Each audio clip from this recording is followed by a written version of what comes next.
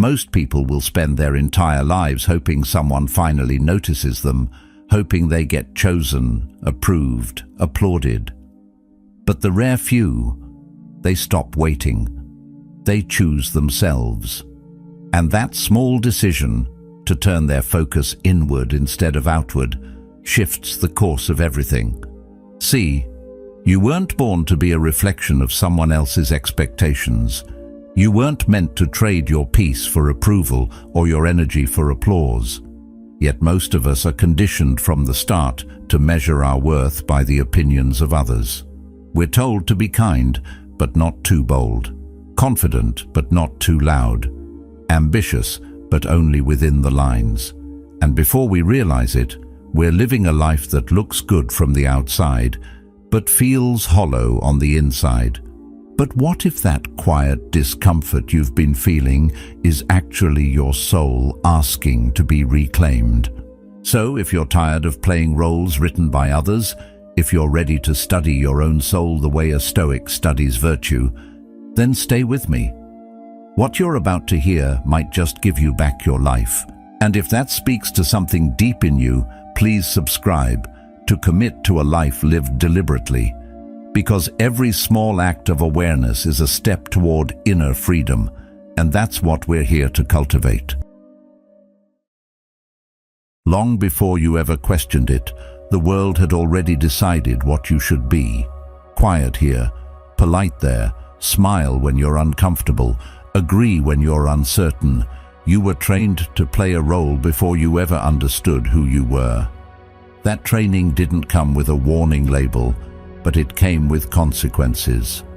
You learned that love was conditional, that acceptance had a price, and that the easiest way to survive was to stay within the boundaries others built for you. You weren't taught to listen to your inner voice.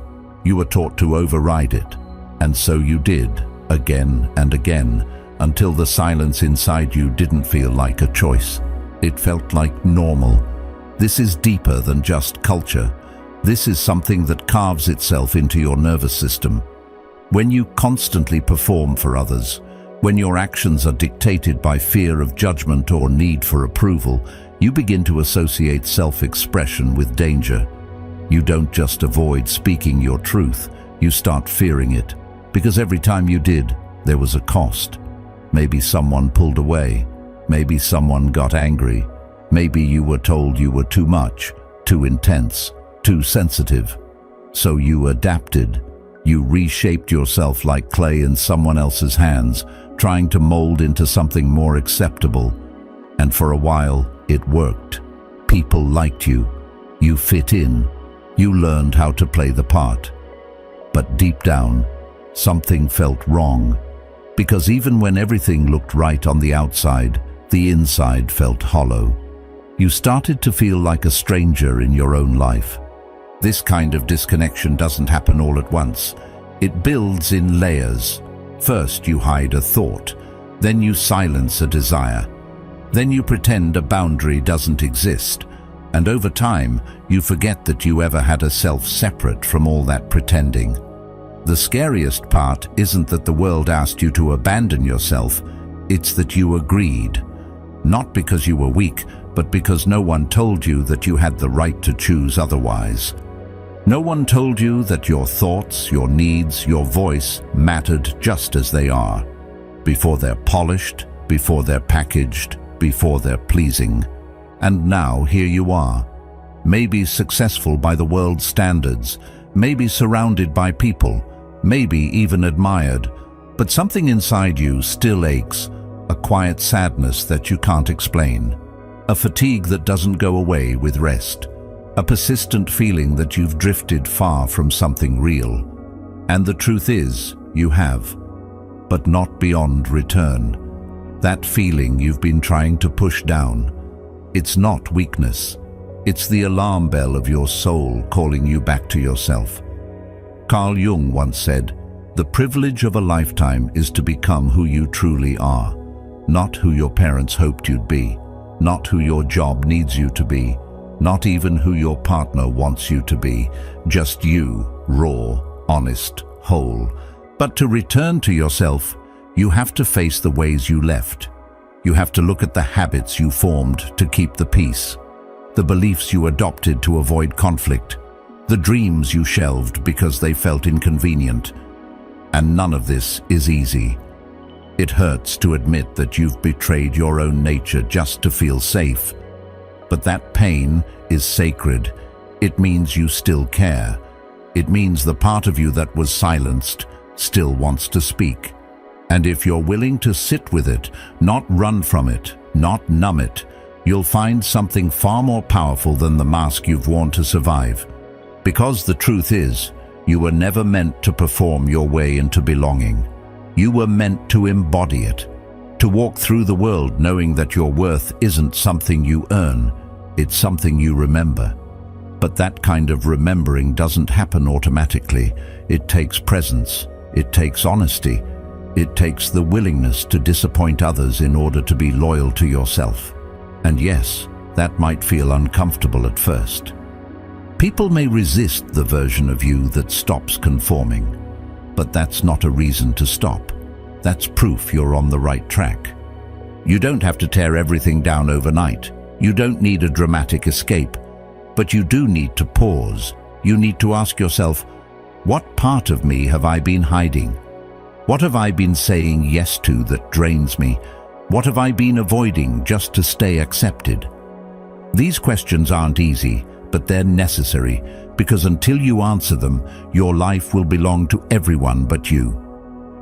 The path back begins with something simple but radical. Noticing. Noticing where you shrink, where you fake, where you feel the ache of your own absence. And when you notice, you reclaim. Little by little, decision by decision, you start choosing yourself again. Not because it's convenient, not because it's easy, but because it's true. And in a world that trained you to forget, remembering yourself is the most powerful act of resistance there is. Silence unnerves most people, not because it's empty, but because it's full of everything they've been avoiding. In the quiet, there are no roles to play, no expectations to meet, no distractions to hide behind. There's just you, bare, unfiltered, honest. And that's exactly what makes it feel so uncomfortable. We've spent so much of our lives performing for others that when the audience disappears, we don't know how to act anymore. The noise of life, the conversations, the endless tasks, the constant scrolling keeps us comfortably distracted. But when the noise fades, we're forced to confront something far more difficult than external chaos, the inner world we've neglected. It's in that stillness where everything true begins to rise. When you stop talking, stop reacting, stop running, what's left behind is the raw presence of your being. And that presence holds more answers than any advice you've ever been given. But silence doesn't flatter your ego. It doesn't validate your identity. It doesn't clap for your efforts. Instead, it asks you to sit with yourself, not as a character in a story, but as a human being without a mask. That's where discomfort meets opportunity. Because clarity isn't something you find in the world.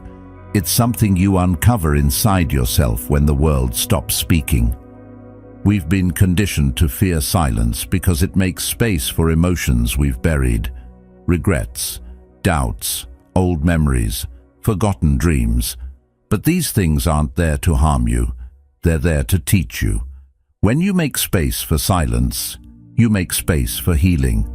You start to notice the parts of yourself that have been whispering beneath the surface for years, hoping you'd finally slow down long enough to hear them. Marcus Aurelius once wrote, "Nowhere can man find a quieter or more untroubled retreat than in his own soul." But that retreat isn't available to those who never stop moving, thinking, reacting. You have to step back, to step in. And stepping in doesn't mean retreating from life. It means engaging with it from a deeper place. Silence isn't passive, it's powerful. It's not a pause in your growth, it's the foundation of it. The truth is, most of your answers won't come from others. They won't come from noise, from advice columns, from motivational clips. They'll come when you create a space so still that your soul has no choice but to speak. But for most people, the moment silence arrives, they reach for something to fill it. Music, messages, a screen, anything to avoid the quiet. Not because they don't want peace, but because they don't know what to do with it. Peace is a discipline, and like any discipline, it demands practice. At first, silence may feel like a void. It may even feel like loneliness, but that's only because you've lost the ability to befriend yourself. When you begin to treat solitude not as a punishment, but as a gift, you realize that the quiet is not empty. It's spacious.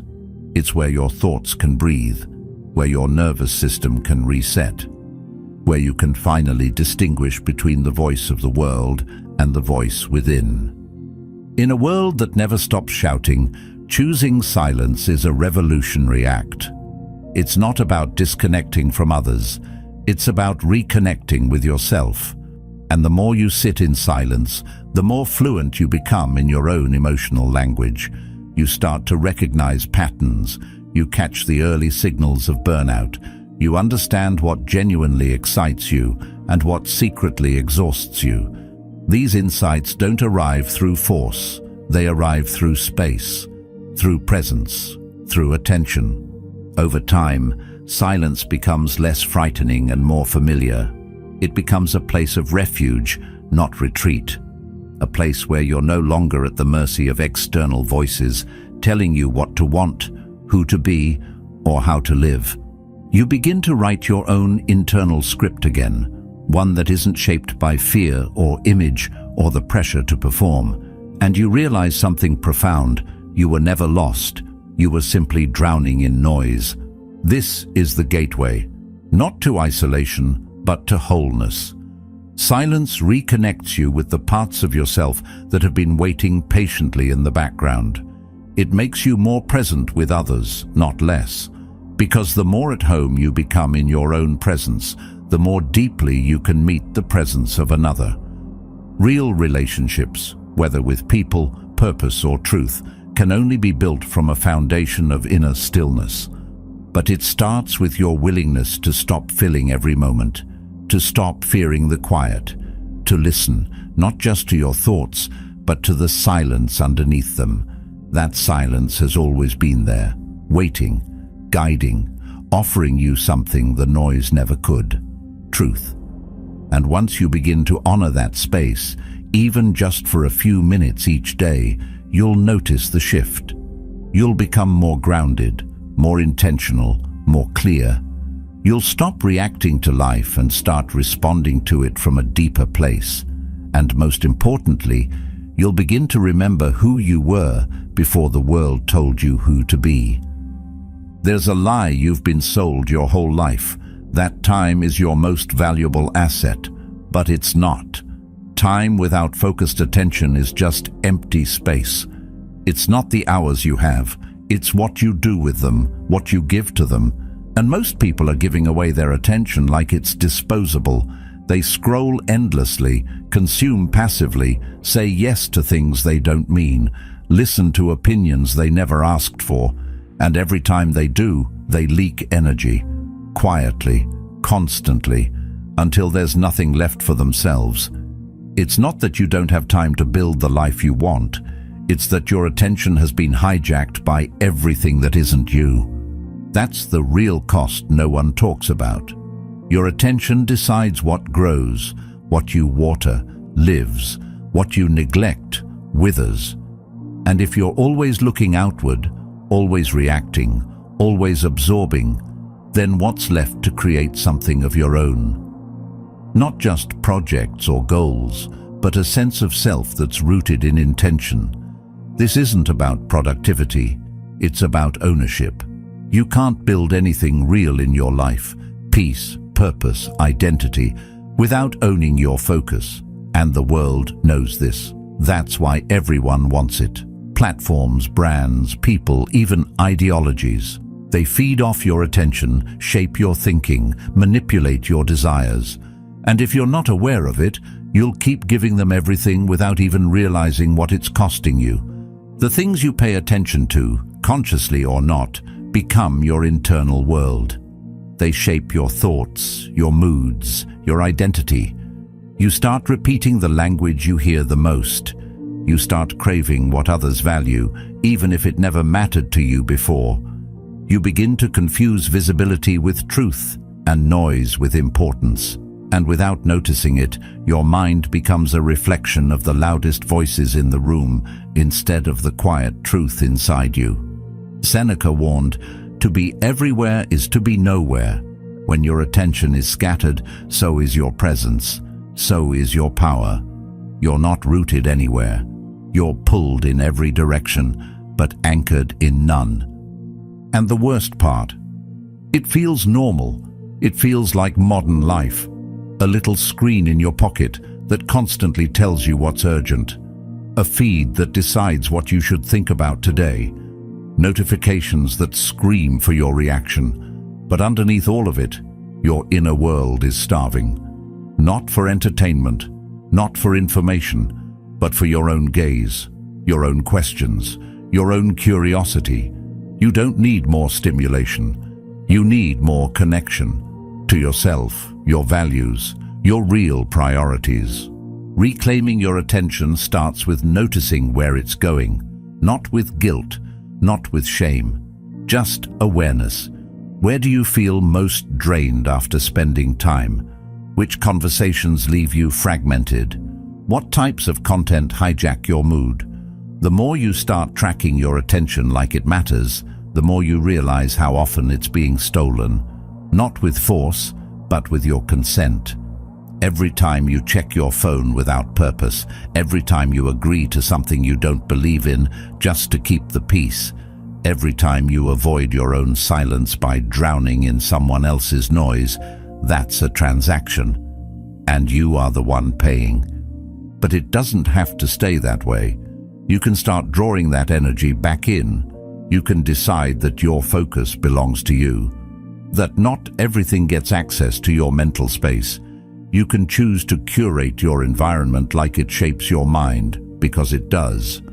What you see, what you hear, what you repeat, these things don't just visit your mind, they build it. And when you become selective with your input, your output begins to change. You speak with more clarity. You act with more conviction. You think more independently.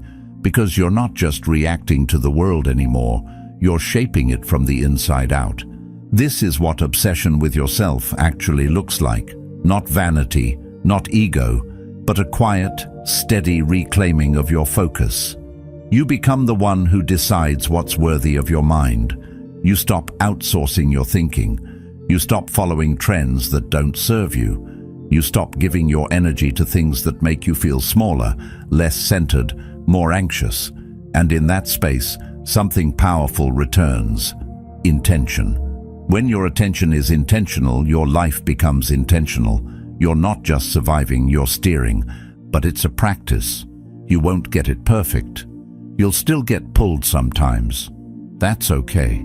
What matters is that you notice it, that you come back to yourself, that you don't stay scattered. Because every time you return, you rebuild. You root yourself deeper in your values. You make choices that reflect who you really are, not who the world tried to turn you into. So the question isn't whether your attention is being used. It is. The question is, by who? And for what purpose? Start noticing. Start pulling it back. Start giving yourself the focus you've been giving to everything else. Not because it's trendy, but because you are the only one who can live your life. And if you're not present for it, no one else will be. Most people don't grow up learning how to feel. They learn how to hide. Emotions are tolerated only when they're convenient, only when they're quiet, only when they don't make anyone else uncomfortable. So you adapt. You hold back tears. You smile through frustration. You bite your tongue when something inside you is screaming. Over time, this becomes automatic. You don't even notice you're suppressing. You just call it being strong. But strength isn't the absence of feeling. Real strength is knowing what you feel, understanding why it's there, and choosing to meet it with honesty instead of fear. We've been trained to treat emotions like intruders, something to manage, something to fix, something to get rid of, especially the ones that don't look nice: anger, sadness, grief, shame. But what if those emotions aren't problems? What if they're messengers? Every emotion carries a message. Anger says a boundary has been crossed. Sadness signals loss or unmet need. Anxiety often means something inside you is being ignored. And yet, instead of listening, most of us try to shut them down, distract, deny, avoid, because facing them feels overwhelming. But avoiding them, that's what really does the damage. What you bury doesn't disappear. It waits. It finds other ways to speak, through exhaustion, burnout, resentment, numbness. You weren't born emotionally disconnected. That disconnection was taught. You learned it to survive. You learned it to be accepted. But now that you're here, now that you're aware, it's time to unlearn. Because obsessing over yourself, truly devoting your energy to your growth, means learning the language of your own emotions. It means treating them as allies, not enemies. Listening to what they're trying to tell you instead of pushing them away. This isn't indulgent, it's intelligent. It's what self-awareness really looks like. You can't master yourself by ignoring what's real inside you. When you start viewing emotions as data, not drama, everything shifts. You stop taking them so personally. You stop thinking they define you. You start asking better questions.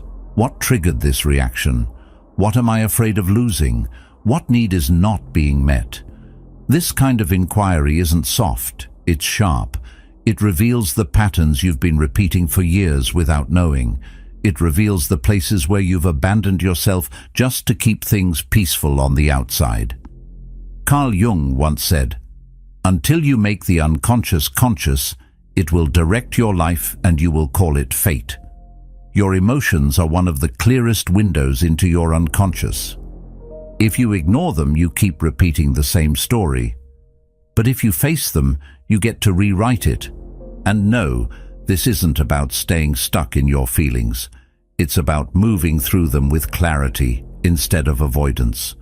Because emotions that are felt, processed, and understood don't linger. They pass through. They transform. It's only the ones you suppress that become chronic. Emotional pain turns toxic only when it's left unattended. But when you acknowledge it, when you let it teach you instead of define you, you grow. You evolve. You become less reactive, more grounded. You begin to respond instead of explode. That's real emotional maturity, not control, but conscious response. Most people never develop this. They react to life instead of relating to it. Their emotions are like storms they hope to survive instead of signals they learn to navigate. But you don't have to live that way. You can build an emotional toolkit. Simple practices that keep you steady when your nervous system starts to spiral. Breathwork, journaling, stillness, naming your emotions out loud, moving your body to release tension. These are not luxuries. They are necessities. They are your tools for building emotional resilience. And here's what happens when you begin to trust your emotions. You become more aligned with yourself. You know when something's off, even if no one else notices. You sense when you're being pulled out of your integrity. You catch yourself before you collapse into people-pleasing, overthinking, or self-sabotage. Your emotions become your early warning system. They let you know, in real time, when something is wrong or when something is right. They lead you toward truth, not away from it, but only if you let them speak. The greatest shift you can make is to stop outsourcing your emotional state to external circumstances. To stop believing that your peace depends on other people's behavior, that your joy depends on things going your way, that your worth is proven by how emotionally stable you appear to be. Your emotions are yours, not to suppress, not to project, but to understand, to hold, to work with. You create your own emotional weather by how you relate to your inner world, not by controlling everything around you. So the next time something stirs inside you, rage, grief, fear, pause. Listen. Don't label it as wrong. Don't rush to fix it. Ask what it needs. Ask what it's trying to show you. That one moment of pause, that shift from reaction to reflection, is how you reclaim your power. Because the person who understands their own emotional patterns cannot be easily manipulated. They cannot be easily shaken. They do not break every time the world moves. They bend. They adjust. They stay rooted. You've spent enough of your life trying to be emotionally acceptable. Now it's time to become emotionally aware, not for the sake of appearance, but for the sake of freedom. Because no matter how smart you are, no matter how strong you are, if your emotions are leading you in circles, you'll never break free. But once you begin to see them for what they are, signals, not threats, you start to return to yourself.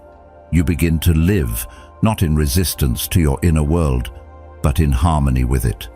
And that's when your life begins to change, quietly, powerfully, from the inside out. Rejection cuts deep, not because it's painful on the surface, but because of what we think it means underneath. Most people take rejection as confirmation of what they fear the most, that they're not enough, not worthy, not wanted. So they fold, they shrink. They try harder to fit the mold. But what if rejection isn't proof of inadequacy? What if it's just evidence that you've outgrown a space that no longer fits? That who you are becoming no longer bends comfortably into who others expect you to be? The truth is, rejection is often the first response the world gives you when you start stepping into your real self.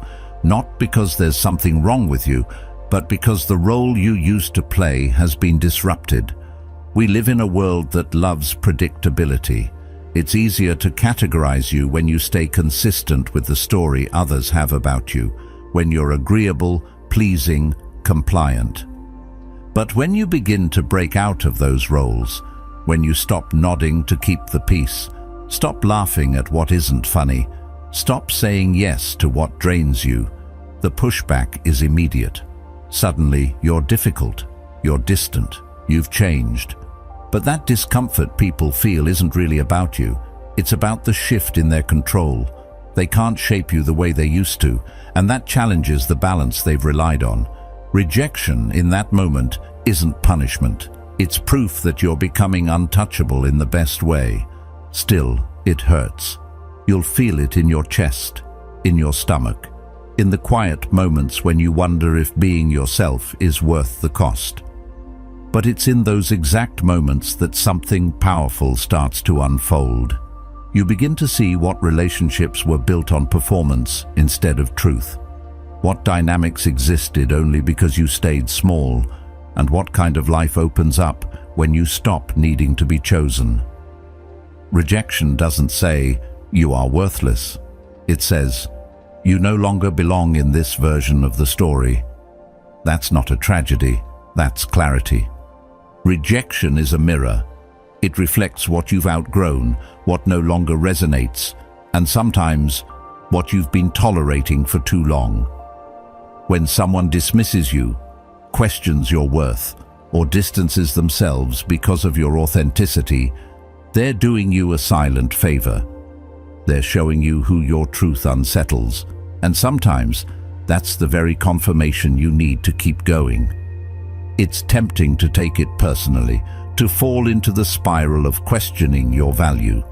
But what if, instead of asking, "What did I do wrong?" you asked, "What did I do right that made the mask no longer necessary?"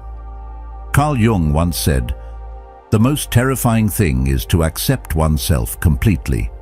And that's because full self-acceptance almost always comes with loss. You lose the comfort of the familiar. You lose relationships that required your silence. You lose the illusion that fitting in is the same thing as being seen. But what you gain is worth infinitely more. You gain freedom. You gain clarity. You gain a kind of inner loyalty that no one else can give you and no one else can take away. The people who reject you because you've grown will never be the ones capable of holding space for who you really are. And the longer you try to cling to their approval, the longer you delay becoming. Because you can't evolve and stay agreeable at the same time. You can't speak your truth and still be everyone's favorite version of you. You can't reclaim your life without first facing the places it was never truly yours. That's what makes rejection a gift wrapped in discomfort. It points to the exact places where you're still negotiating your identity in exchange for belonging. And when you stop doing that, when you choose to be rejected rather than be false, you stop outsourcing your worth. You stop chasing places you were never meant to fit. And you begin creating a life that reflects your reality, not your role. That doesn't mean you become cold. It means you become clear. You stop trying to explain yourself to people who are committed to misunderstanding you. You stop watering yourself down just to be digestible. You stop living in fear of being too much or not enough. And in doing so, you attract what's real. Real people, real purpose, real peace. But none of that begins until you stop seeing rejection as failure and start seeing it as redirection. The pain doesn't mean you're broken, it means you're awake. It means you're no longer numbing yourself into relationships that require you to lie. And yes, it might be lonely at first. The silence after rejection can feel heavy. But that silence is also space, space where something new can grow, something honest, something yours. This is how you reclaim your power, not by convincing anyone to keep you, but by deciding you no longer need to be kept in the first place. You don't need to be chosen by people who only liked the version of you that was easy to manage. You need to choose yourself so fully that being misunderstood no longer shakes you, because you know that being seen clearly is worth far more than being liked conditionally. So the next time you're rejected by a person, a group, an opportunity, pause before you collapse. Ask yourself, was I pretending to be someone else to be accepted here? If the answer is yes, then rejection just set you free. And if the answer is no, if you were fully yourself, then you've just been spared from continuing a life that couldn't hold the weight of your truth. Either way, you win. The body never lies. Long after your words have dressed things up, long after your mind has rationalized the discomfort, your body still tells the truth. It holds what you try to bury. It absorbs what you pretend doesn't bother you. It keeps the tension of every agreement you made when your gut said no. Every time you smiled through resentment, ignored your exhaustion, forced yourself to please someone else at the expense of your peace, your body noticed, and it didn't forget. That tightness in your chest, that chronic fatigue, that heaviness that no amount of sleep seems to fix. That's not just stress. That's your body telling you that something about the way you're living is out of alignment. It's easy to overlook. After all, we're taught to treat the body like a machine. Push through, stay productive, keep going. Rest is weakness, pain is a nuisance. But your body isn't here to be conquered. It's here to communicate. And when you ignore its signals long enough, they don't go away. They get louder. First, a whisper, then a discomfort, then a breakdown. And by the time you realize what's happening, the disconnect has already cost you, mentally, emotionally, physically. We often think of boundaries as something we enforce with other people, but the first boundary is with yourself. It's knowing when you've reached your edge. It's honoring the point where something shifts from sustainable to self-destructive. When you don't honor that, your body becomes the battleground. You can lie to your friends. You can lie to your boss. You can even lie to your journal. But your body, It tells on you. The headaches, the tight shoulders, the gut issues, they're not random. They're not separate from your emotional world. They are your emotional world, made visible through sensation. Carl Jung wrote, "The body is the soul's reason made visible." In other words, it's not just skin and bone. It's a record of your internal truth. It remembers where you were violated and said nothing. It carries the tension of unresolved grief, unspoken anger, swallowed sadness. And no amount of self-help can bypass the fact that your body has been part of your story from the beginning. You can't outthink your nervous system. You can't outmanage your biology. You have to meet it, listen to it, work with it. This isn't about chasing perfect health. This isn't about appearance or performance. This is about survival, and more than that, about presence. Because when your body is in distress, your mind can't settle, your spirit can't rise.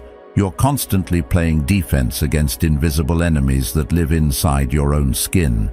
But when your body feels safe, when it feels heard, cared for, supported, everything changes. You think more clearly, you speak more powerfully, you feel more grounded, you stop reacting from fear and start responding from truth.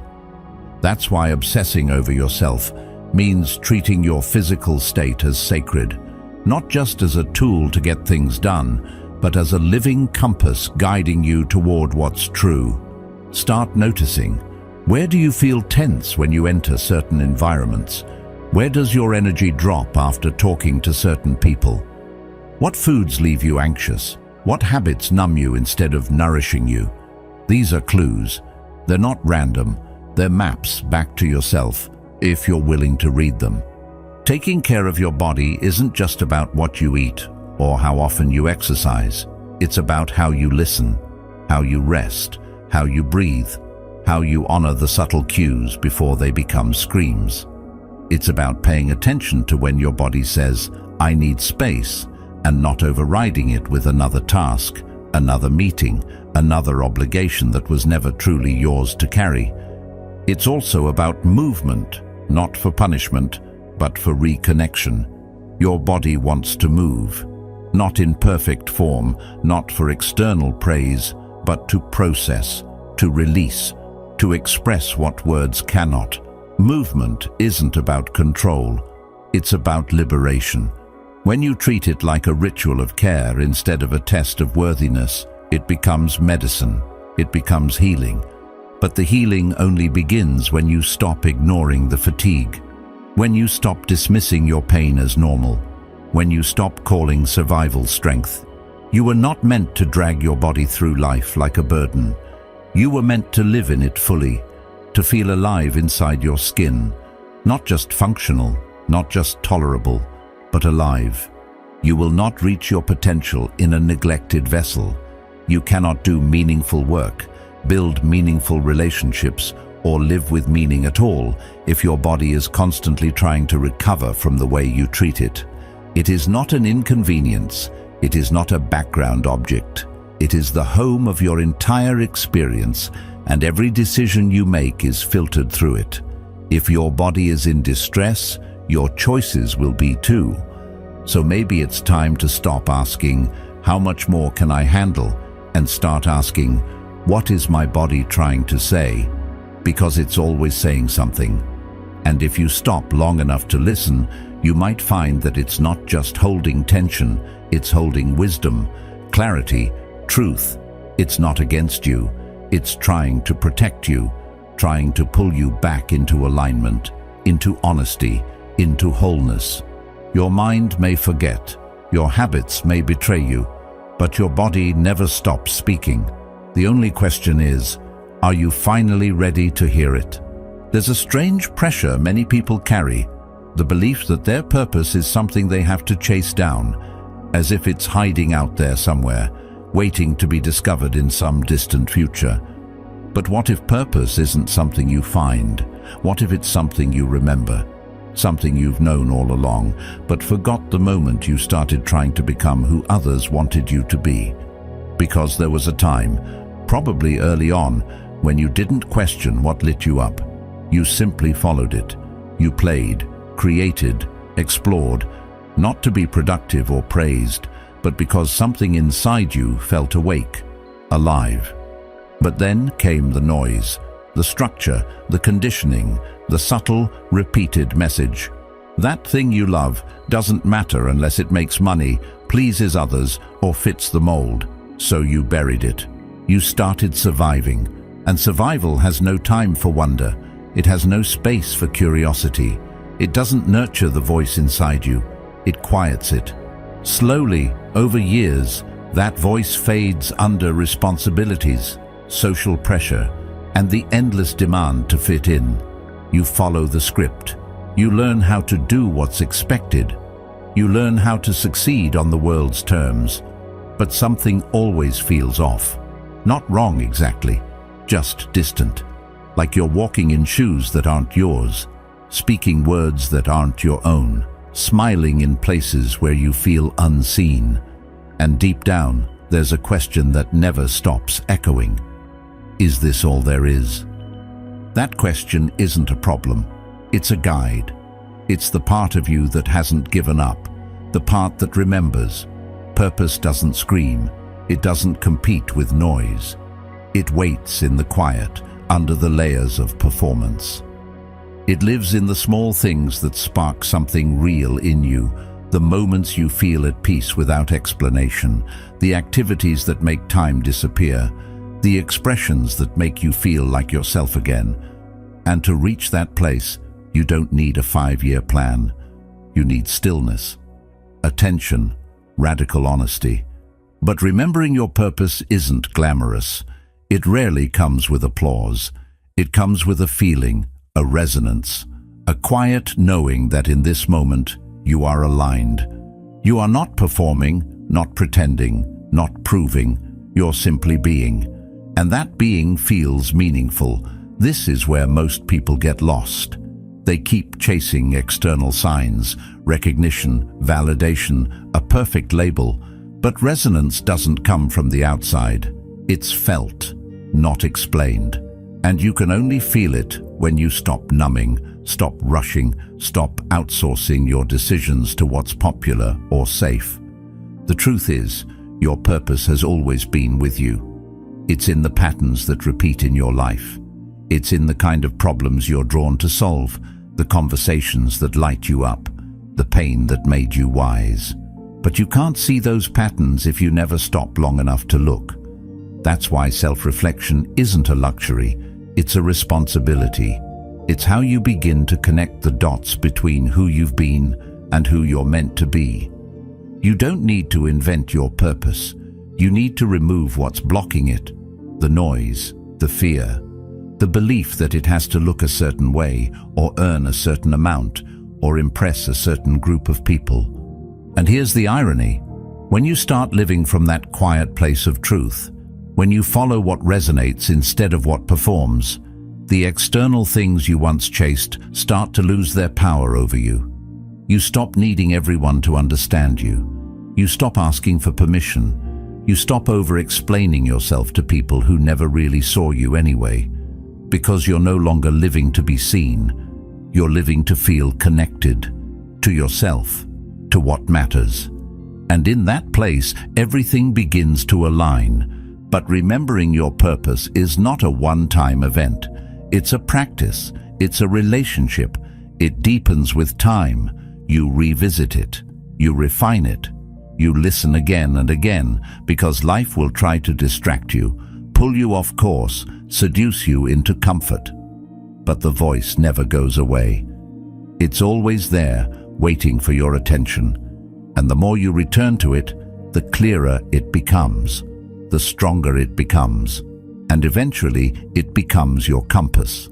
Not because it tells you exactly where to go, but because it tells you what direction feels like truth. So if you're still searching, pause. Don't ask what your purpose is. Ask what you've been avoiding. Ask what parts of yourself you've silenced. Ask what you used to love before someone convinced you it didn't matter. The answers won't be loud, they won't always be easy, but they'll be honest. And that honesty is everything. It's the beginning of your return. You don't need to become someone else to live a meaningful life. You need to become more of who you already are. That's the essence of purpose. Not a performance, but a remembering. Not something earned, but something revealed. And the more you honor it, the less lost you feel. Because you're no longer wandering, you're coming home. There's a quiet erosion that happens when you keep saying yes while your body is saying no. At first, it looks like kindness. It feels like being helpful, flexible, easy to get along with. But over time, something shifts. Your peace becomes the payment. Your energy becomes the currency. And eventually, you start waking up inside a life that no longer feels like yours. It's subtle, this pattern of self-abandonment, but it adds up. You end up overwhelmed, not because you're doing too much, but because too little of what you're doing actually serves you. Most people think boundaries are harsh, selfish, or rude. But boundaries aren't barriers to connection. They're the very thing that protects your ability to connect, honestly, deeply, and sustainably. They're not cold, they're clear. Boundaries tell the world, this is where I end and where you begin. They're how you carve out space to grow, to breathe, to build. Every time you set a boundary, you reaffirm to your nervous system that your needs matter, that your time is sacred, that your energy isn't something to be accessed on demand. And every time you fail to set one, you send the opposite message, that you come second. Living without boundaries slowly rewires you to tolerate things that drain you. You begin to normalize discomfort, to accept resentment as a side effect of being a good person. But you weren't put here to be agreeable. You weren't meant to spend your one and only life trying not to upset anyone. Because when you do that long enough, you stop recognizing the sound of your own voice. You forget what you actually want. And it becomes harder and harder to tell the difference between loyalty and self-betrayal. It's not about rejecting people. It's about choosing yourself when no one else can do it for you. It's about learning to say no, not as an act of rebellion, but as an act of protection. You say no to chaos so you can say yes to clarity. You say no to obligations that stretch you too thin, so you can say yes to responsibilities that actually align with your purpose. You say no to being constantly available, so you can say yes to being fully present when it matters. This takes practice. At first, it feels unfamiliar, even wrong, especially if you've built your identity around being needed, being nice, being the one who always shows up. But the truth is, always showing up for everyone else while ignoring yourself is not a virtue.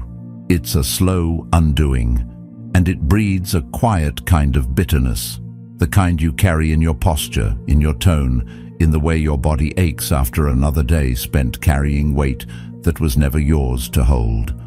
Setting boundaries is one of the clearest expressions of that acceptance, because it means you finally believe you're worth protecting, that your time, your peace, your inner world matters enough to draw a line and hold it, even if others don't like it.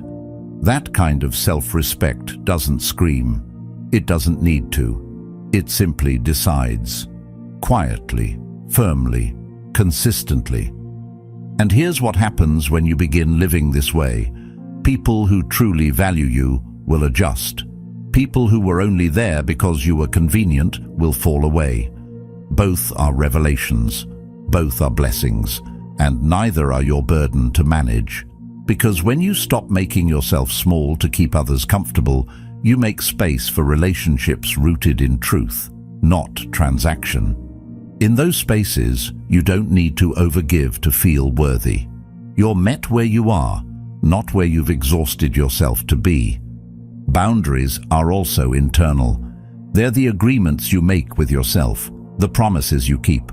Like not checking your phone the moment you wake up. Like resting when your body asks instead of pushing through because there's too much to do. Like holding space for your own creativity, reflection, and growth, even if it means disappointing others who expect you to always be on.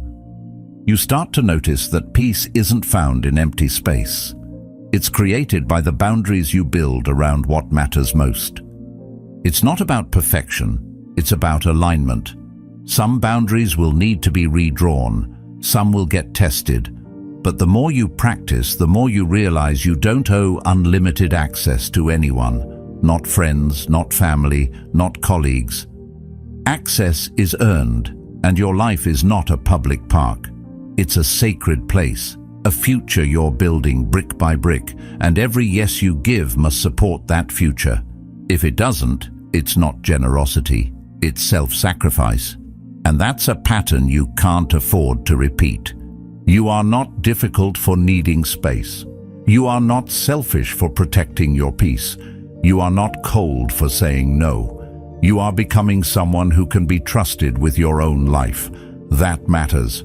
That's how you stop living reactively and start living with intention. And when you start doing that consistently, your life begins to reflect something different. Not just freedom, not just clarity, but wholeness. Boundaries are not about pushing people away.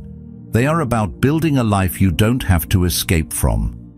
A life that reflects your values, your pace, your priorities. You won't find that life by being everything to everyone. You'll find it by being true to yourself, even when it's hard, even when it's lonely, even when it costs you approval, because nothing valuable can be built without boundaries. Not trust, not vision, not peace, not you.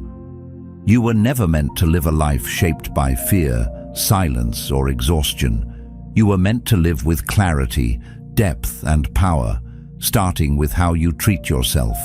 Every boundary you hold, every truth you honor, every moment you choose yourself, you step closer to the life your soul has been quietly asking for.